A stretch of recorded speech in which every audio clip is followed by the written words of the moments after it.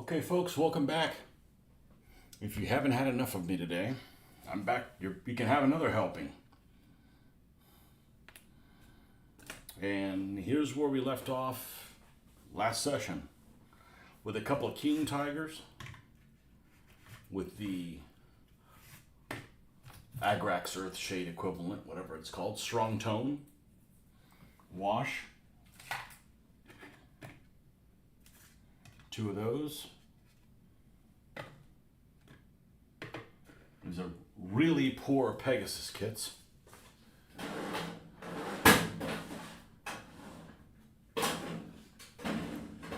And the Brits, or Commonwealth. We haven't decided what they are. We're going to do a little exercise to kind of decide what I'm going to paint these as. This is a Frontline M4A4 that I got many moons ago, many decades ago actually. And the Matchbox Firefly that I got a couple of years ago, a year and a half ago or something like that, in an estate sale. And they also have the wash. That's why they're so darn dark.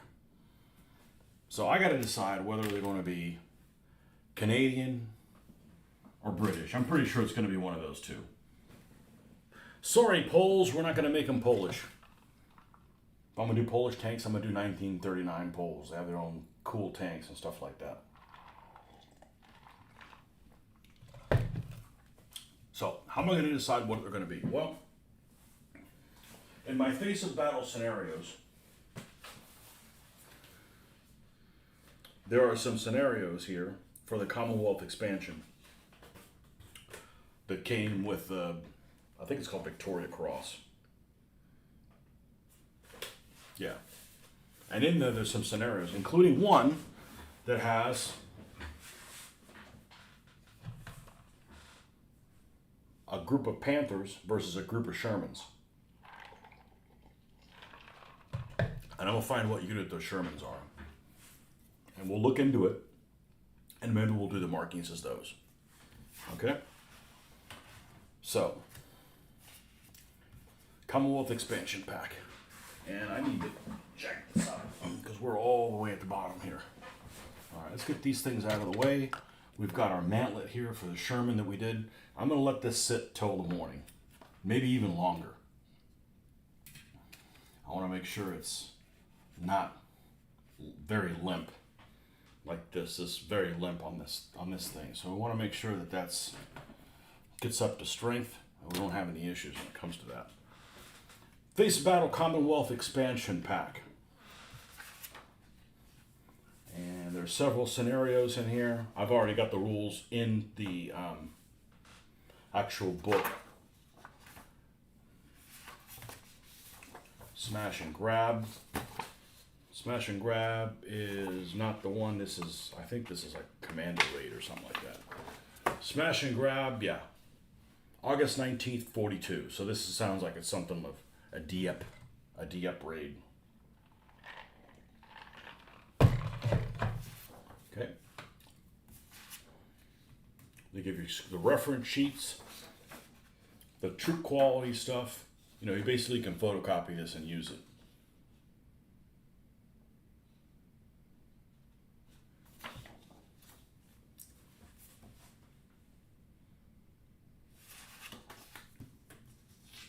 Yellow Beach 2, that's another Dieppe raid.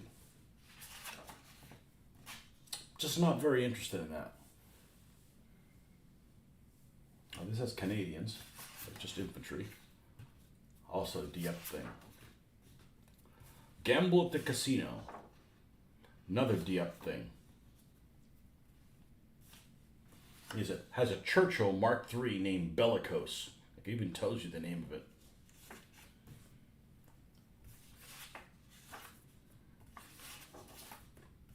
Come on over. Another Dieppe thing. Man, there's a whole bunch of Dieppe stuff. I didn't know there was this much interest in it. Bloody Tilly. Okay, here we go. Tilly-la-Champagne. France, July 31st, 1944. Elements of the Canadian... So why is there so much Canadian stuff? These guys are Canadian.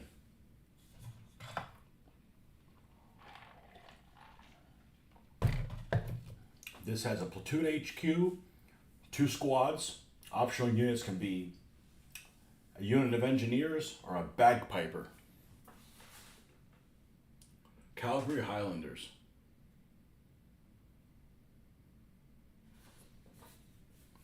Who are they facing?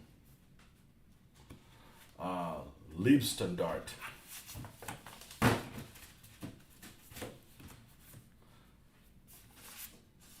Okay. Counterpunch at Saint Agon. This has 2 Sherman 5s. And a Firefly. Okay, so this has some scenarios. This has some vehicles. In that vehicle, there's a Hummel. The Germans have a freaking Hummel and a Tiger 1. Interesting.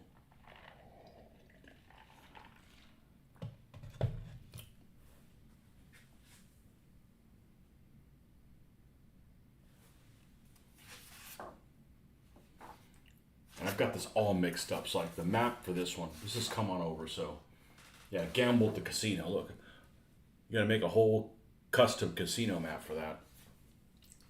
Operation Mercure, Crete. I'm sorry, folks. I'm just not interested in Crete at all. I'm not. I never plan on playing something in Crete. If you must, you must. More Crete stuff. More Crete stuff. Half success.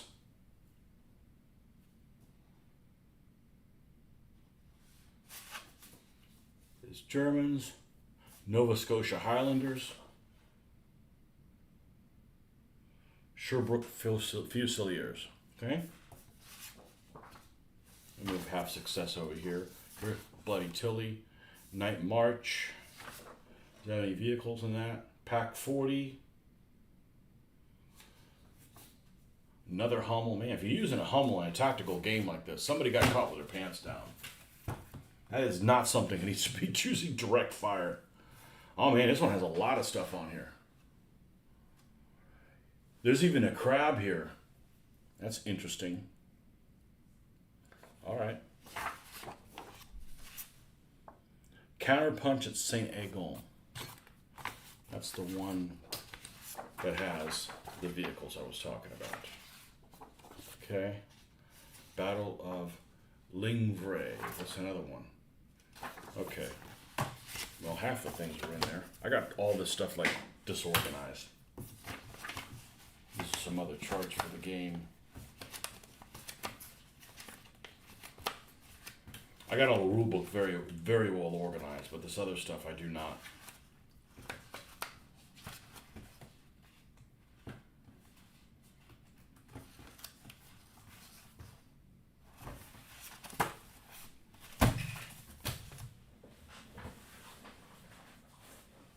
We pulled out the scenario we want to look at all of them on.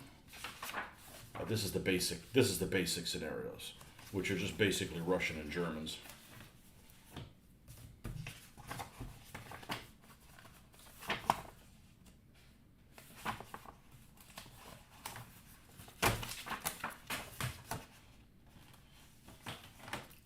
The Secret Army. This is an interesting scenario. Secret Army. It has a British squad, an American squad, and a partisan squad. And 2 Wehrmacht forces. Seems a little hokey. Almost made for like a tournament or something like that. This is Secret Army. Tournament scenario rules. Hey, there you go. That's a tournament. Little group of paratroopers, American paratrooper stuff. I'm not a fan of American paratroopers. They don't usually have tank support. So, you're basically signing yourself up to play games that don't really have combined arms. And if they do, they're tank support from another unit. So, I don't know. It just doesn't... So many people are really interested in the paratroopers, and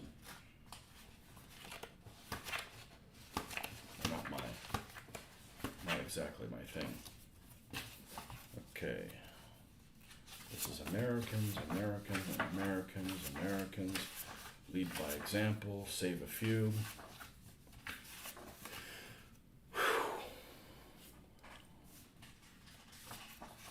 Forest of Hell has 3 Shermans and an M10 tank destroyer. That's all Americans. I wanted to look, what am I going to use these Commonwealth vehicles for?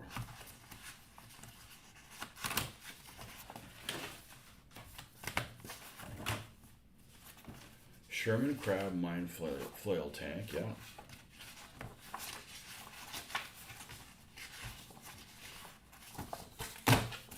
Okay. Maybe they are in that book and I looked through them. Let's go back through them again.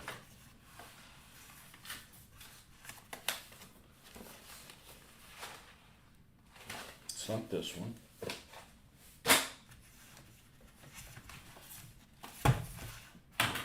It's not this one. It's this first one.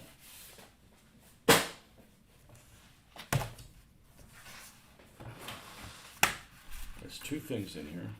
This is reference sheets, so it's not that.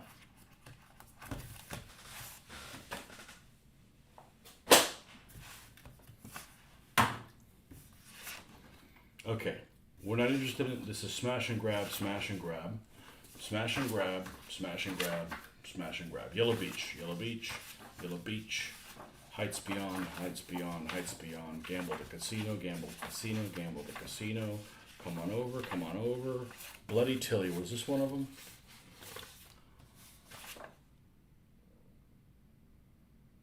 No. Bloody Tilly. Gamble the Casino should be up here.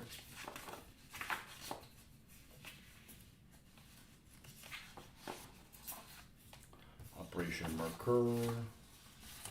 If you must, you must. Have success.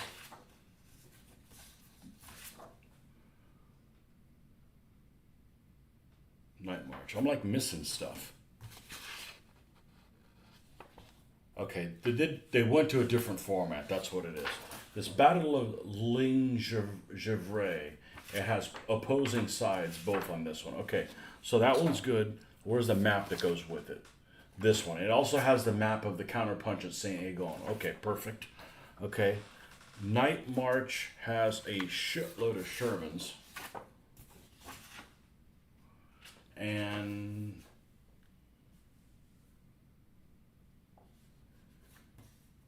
the question is this the same unit as this one for the Brits? No. This is A Squadron, number 2 Troop, Northamptonshire Yeomanry. Okay. That map is pretty bland, so that's probably not something. This is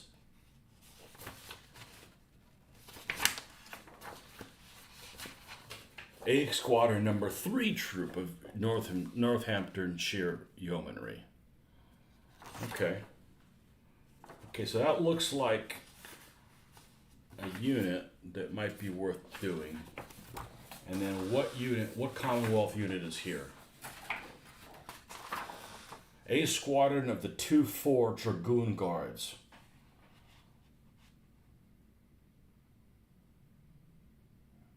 Yeah, and there's 3 Sherman 5s and 1 Firefly. This one has a Sherman Firefly.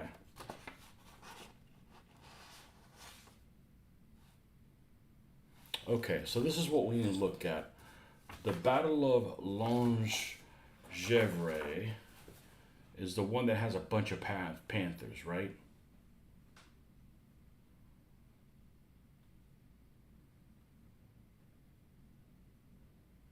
And there is a Sherman 5 here. What the hell's down here? A Sherman 5. Oh, a Sherman 5, 2 more here, and then the Firefly there.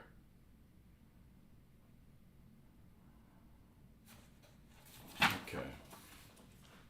Seems like this is what I need to look at. And then, what do we got? Night March is just freaking huge. What about Counterpunch at St. Egon? This is the middle of a town. I don't give a shit about that. That's too much right now. Have success. Counterpunch at St. Egon. This has a Hummel, and I have a Hummel, so that's kind of cool. What's the map look like? Counterpunch at St. Egon. It's not bad. This is these dirty SS guys, though. All right, so forget Night March. Let's look at these two units. Let's find out. Sherman 5, optional units is a Firefly. Okay, we're going to look at this stuff right here. Let's find out about these units. First of all, first place I'm going to go is, I'm actually going to go on my D-Day Tank Warfare game from Concord Publications and see if there's any Shermans here, what units they're part of. Okay, 1113 Hussar. Well, we don't have one of those.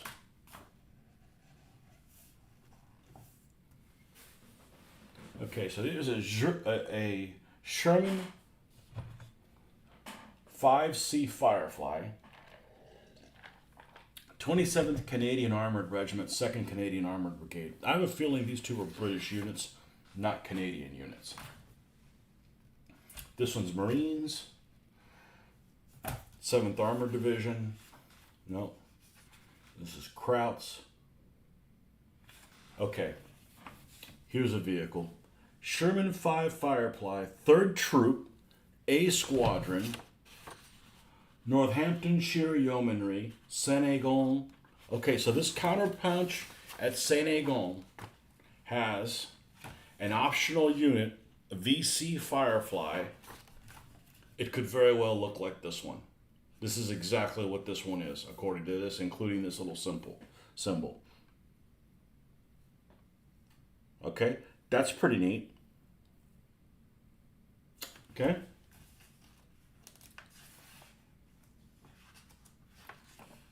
That's the only thing that we got on here. This is a Sherman Firefly commanded by Sergeant Gordon that knocked out the Tiger tank of Michael Whitman and 2 other Tigers during the fighting at Saint-Agon on August 8th. Does this have Whitman's Tiger in it?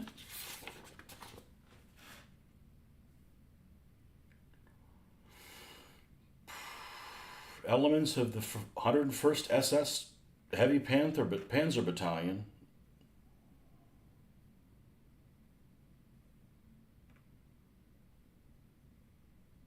I don't think that's necessarily him, but what's that Senegal map look like? Is it like pretty much open? Big woods. German infantry start here. German vehicles start there. British infantry start here. British vehicles start there. All right. I'm not going to do this one. I'm going to see if I can find out markings for this other unit that's all tanks. And that would be a good introductory scenario for it. The Battle of Longevray. Okay, A Squadron of the 4-7 Dragoon Guards.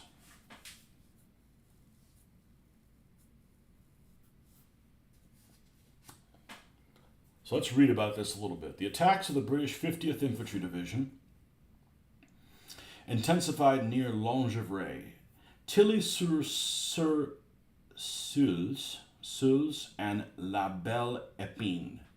The 9th Durham Light Infantry entered Longevray after several hours of fighting in woods to the north of the village. German forces of the 151st Brigade launched an attack on Longevray at 900 hours on June 14th. The British advance was halted for the price of the destruction of the 6th Company of the 902nd Panzer Grenadiers. At 11:30 hours, a detachment of Panthers from the 1st Battalion of the 6th Panzer Regiment counterattacked. Tank Sergeant N. Harris, commanding a Firefly, led a force of Shermans into the village to confront the Panthers. Aftermath. All 6 Panther tanks were knocked out with the loss of only 1 Sherman. Sergeant Harris accounted for 5 of the 6 Panthers destroyed. The Panzer Lehr eventually abandoned the village around 1700 hours. Panzer IVs of the 2nd Battalion of the 130th Panzer Lehr Regiment were preparing to counterattack the British-held village. A heavy artillery barrage damaged the tanks and the attack was called off. The village was firmly in the hand of the 50th division. Well, the interesting thing is the 50th division, the figures that I have, a lot of my British actually have a little patch that's built in them, and it's a square patch. It's like the 50th infantry division. It's like a pair of T's. It's like a black background with a couple of red T's on it. This is what we're going to go with. Okay, so I'm going to find out what the markings of the A Squadron of the 4th Dragoon Guards. And I know I don't have all these Sherman 5s, but I got one of them. So that's what we're going to do. And I got enough Panthers to do this. Here's a G. I got 2 A's. Another G. Here's a D. And another A. I got all those Panthers. I find it very skeptical that there's a D already. So, Panther A is a Panther A. Another Panther A. Here's another Panther A. We got a Panther G. I know it's not in the right time period because this is really late. Panther G. We got another Panther G here.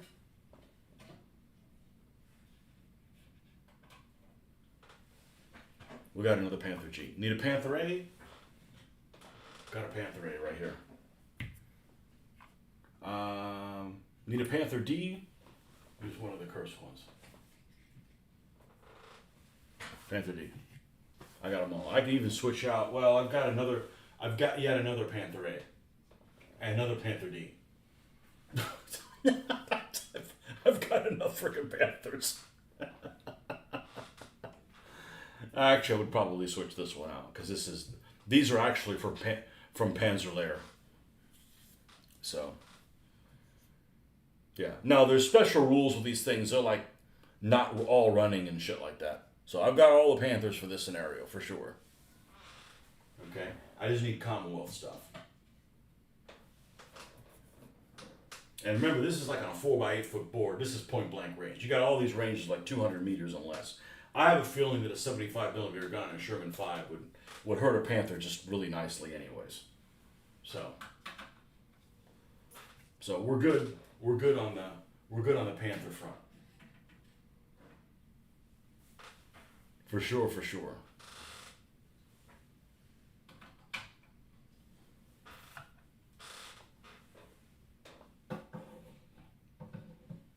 All right. Yeah, that's what we need to do. We should do paint the British units for this battle.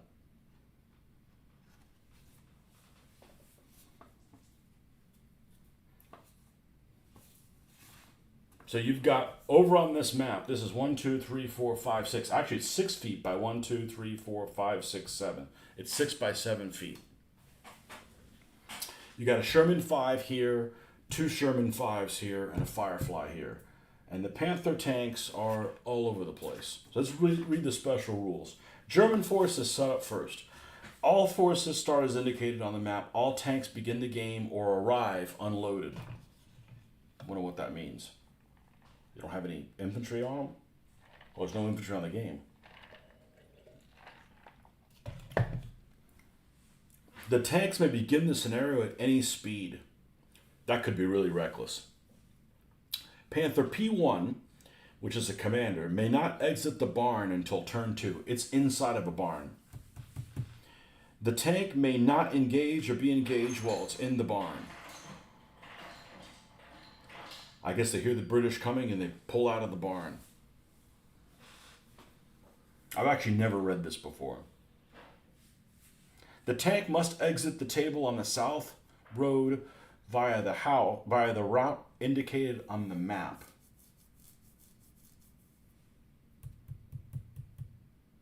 All right, hold on a sec. Game objective.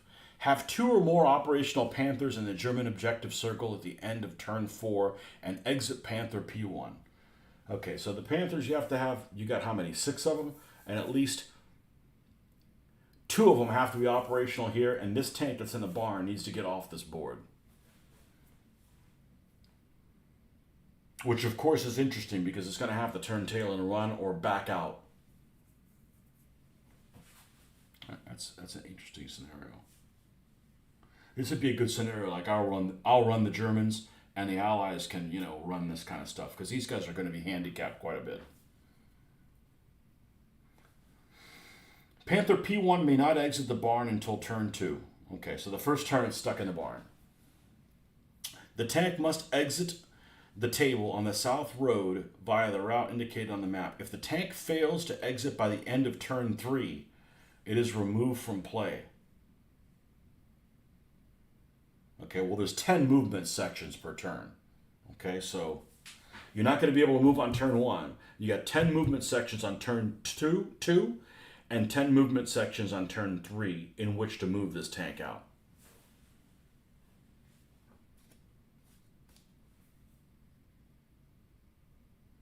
The tank may load the main gun during turn 1. All tanks begin the game or arrive unloaded, so they don't have a round in the chamber, any of them. Well, that's stupid. Panther P4, which is the Panther D, enters at the start of turn 3, speed 3. And speed 3 means every movement impulse it moves 3. It can move up to 3 inches. So you think, well, that's not very fast. Well, you have 10 impulses. If all you want to do is move, that tank will move 30 inches in one turn. Now, obviously, you could dial it up and you can move them faster. I don't know what the top end speed of a Panther is. Probably 6 or 7 or something like that. Panther 4 enters at the start of turn 3, speed 3. P5, which is a Panther G that's not the commander, enters at the start of turn 4, speed 3. This is perfect. This is perfect for a solitaire scenario. Not solitaire, but you play the Brits and, you know, they don't even know that these guys are even on the board and shit like that. And it's one of the scenarios that actually comes in the rules, so technically it should be. Well, here's the thing. Game length is 4 turns. Like, that's really short. Well, there's a lot of things going on. Panther 3 enters at the start of turn 2, speed 3. The tank is on fire from a previous non-penetrating hit. Oh, wow. The camouflage netting and external baggage is burning.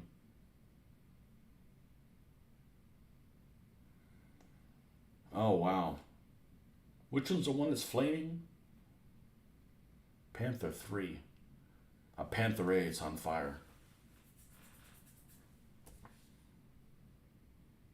Okay, so let's find out about this A squadron. Let me write this down. A squadron. 4-7 Dragoon Guards.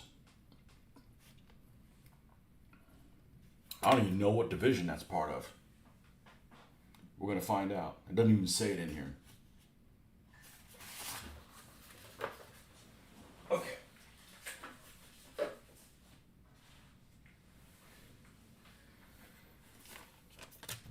So, let's get the Google Foo going.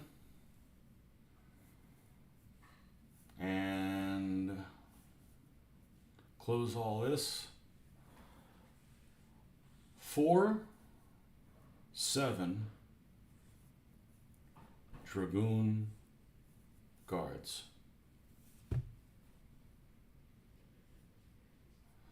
It served in the Second World War, okay.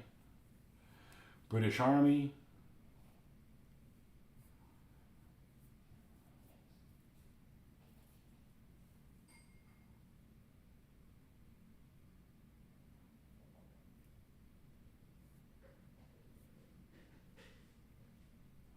After re-equipping with Beaver Red armored cars, regiment was posted 1st Armored Reconnaissance Brigade in December 1940, 27th Armored Brigade, part of 9th Armored Division, equipped with Covenanter tanks. 1943, the regiment joined 79th Armored Division, equipped with amphibious Valentines. Under the command of the 8th Armored Brigade, the regiment landed on King Green, Gold Beach, on June 6, supporting the 50th Northumbrian Infantry Division. The regiment later participated in the battle for the Falaise Gap and is part of the armored forces in Operation Market Garden. The regiment pushing as fast as Driel.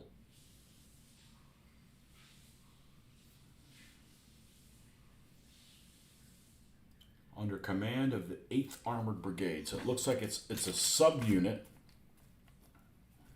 of the 8th Armored Brigade. All right. Okay, the 8th Armored Brigade has a little badger symbol. It was an armored brigade of the British Army formed in North Africa. It's a supercharge.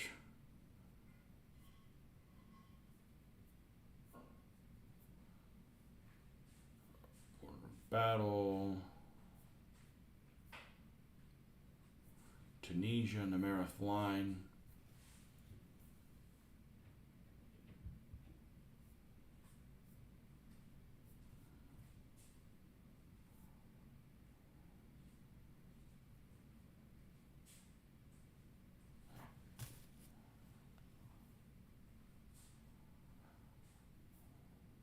The high level of experience gained by the brigade in North Africa contrasted with many of the other armored units earmarked for the invasion, some of whom had not seen action since the fall of France in 1940. In an attempt to equalize the level of experience across the brigades, an exchange of units took place in February of 44. The 3rd Royal Tank Regiment was exchanged with the 29th Armored Brigade, part of the inexperienced 11th Armored Division, for the 24th Lancers, and the Staffordshire Yeomanry was exchanged with the 27th Armored Brigade for the 4th, 7th Royal Dragoon Guards. Thereafter, Brigadier General Bernard Craycroft assumed command of the brigade, which now consists of the 4th and 7th Dragoon Guards, okay, 24th Lancers, Sherwood Rangers Yeomanry. Okay, so that was the 3 tank units. Okay.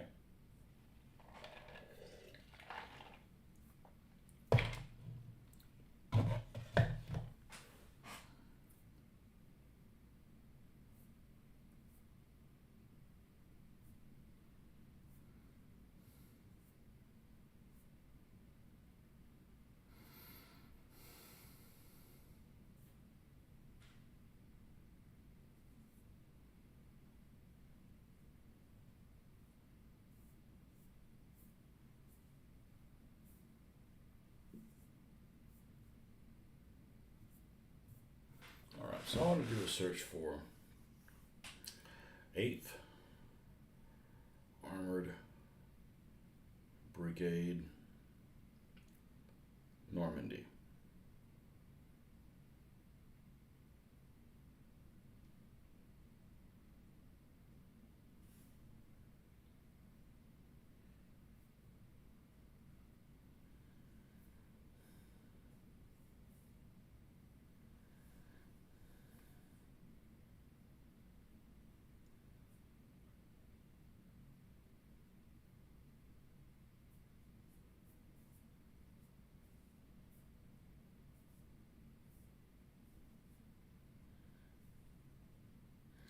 They might have been independent.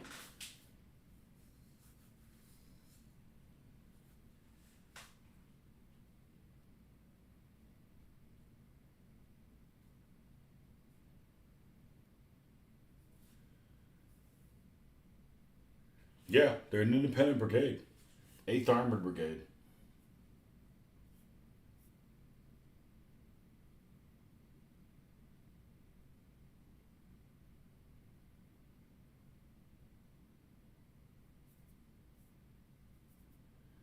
Okay.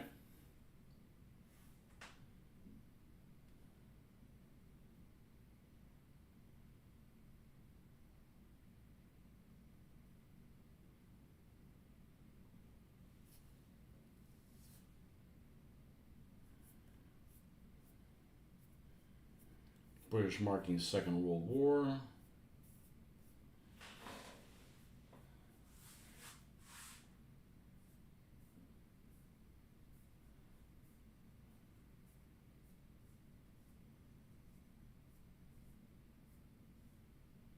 Yeah, here's the 50th Infantry Division.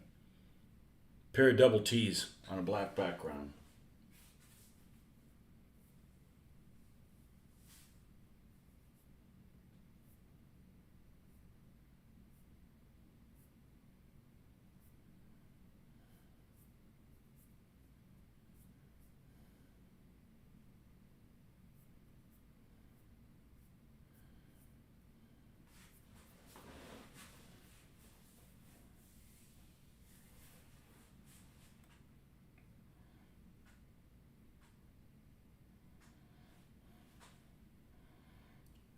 British.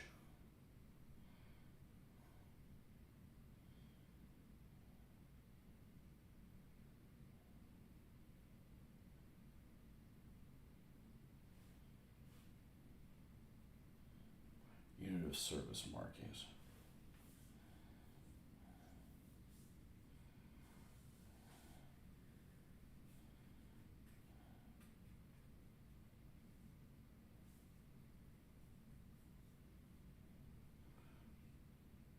UK tank markings. Here we go. This is the site I was looking at. I knew it was here. Okay.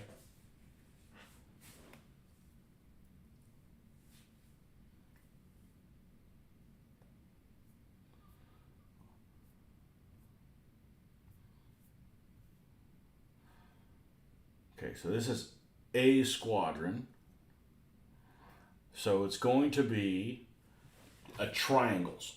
I need to find out which regiment it is, senior or whatever. So it's going to be a triangle symbol on the turrets. Okay, on all these units.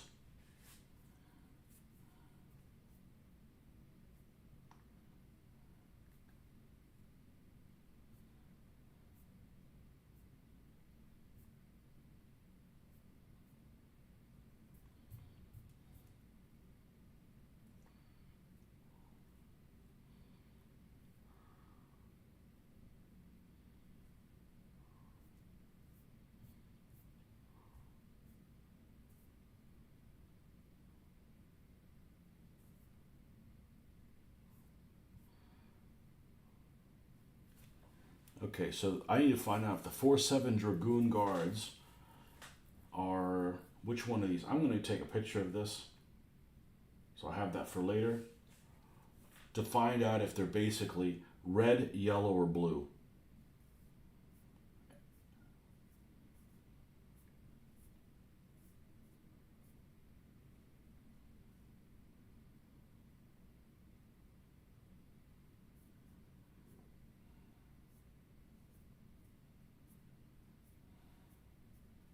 Okay, well, regardless of what they are, we need to dry brush these. Now, these guys have been painted in this bronze green, and then they were oversprayed with Russian uniform, and then they've got the strong tone wash. So we're going to go back to the Russian uniform.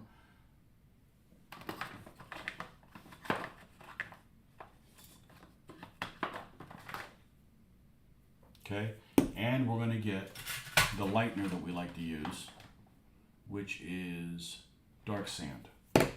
Okay, that's what we're going to do next, is we're going to dry brush these two vehicles. I'll figure out the other stuff on my own, which one of the regiments. So now that we kind of narrowed down what we're going to try to represent.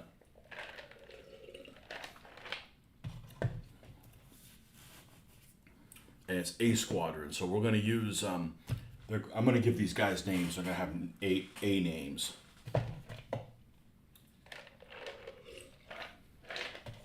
All right, so first things first, let's get a dry brush on here.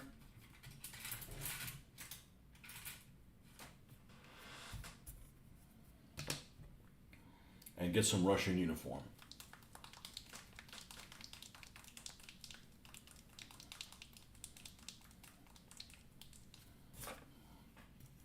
Welcome, welcome. Yeah, a lot of people on with me today, so I'm not surprised that you guys are burned out on me. Well, I at least want to be able to dry brush these things all the way up, and I'm fine stopping at that point. Let's get the super readers.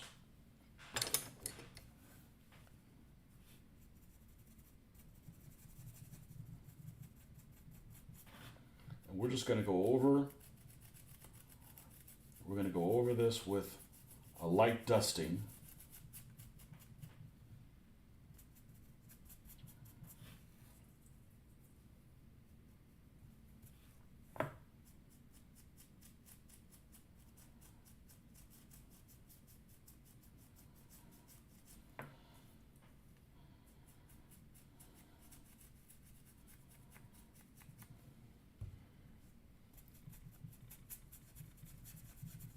I think the vehicles are a little easier to manage if it's just vehicles. So when you have the interaction of the infantry and the other stuff, that things can get out of hand.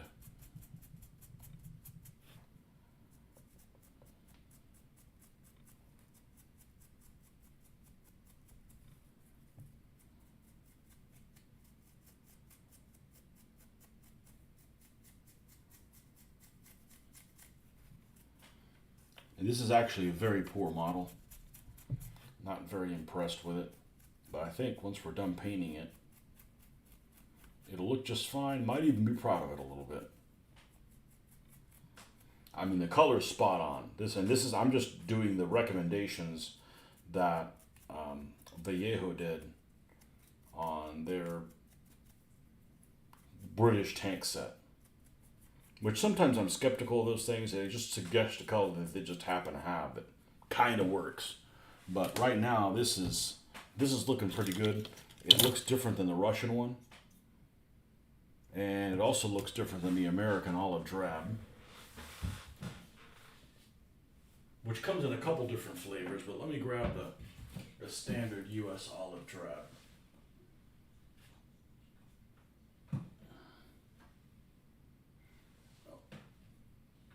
This guy here.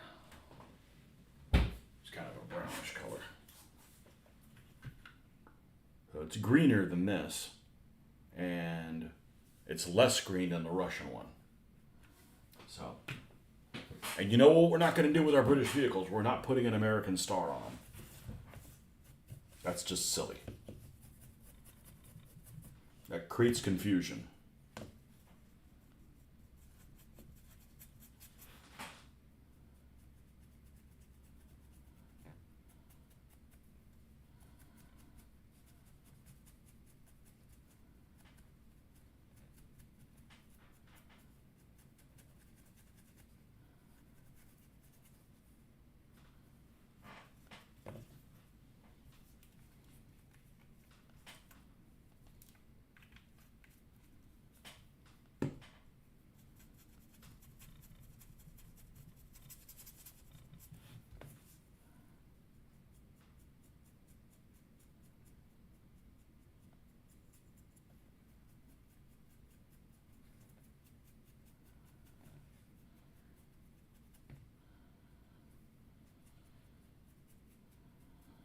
Now, I wish this one actually had an option to have like an open hatch or something like that, but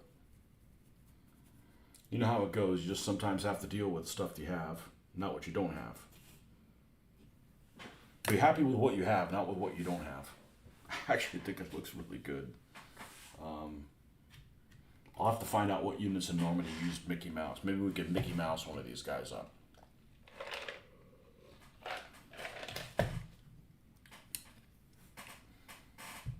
I'm not planning on using decals this time. We're going to hand paint them.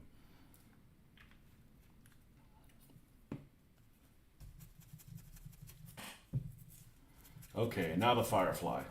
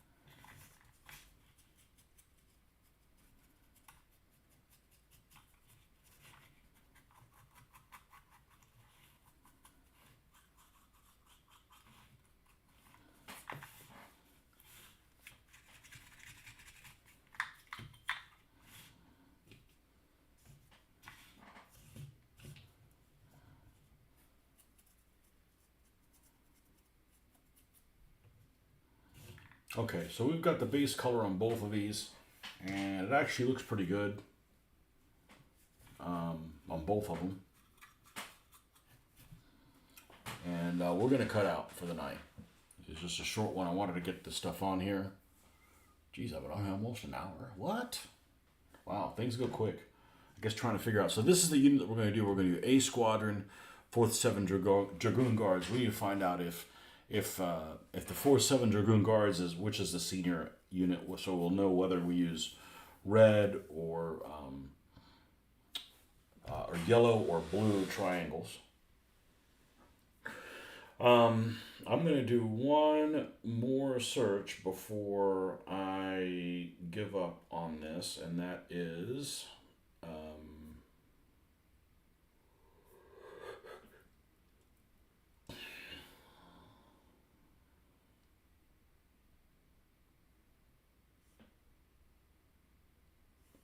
4, 7 Dragoon Guards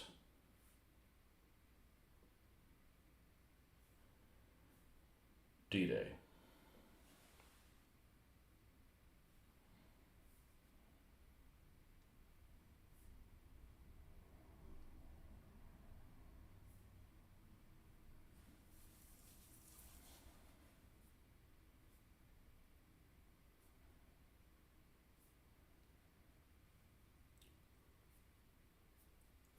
Yeah, we're going to have to do a deep dive into this. But anyways, thanks for stopping by, folks.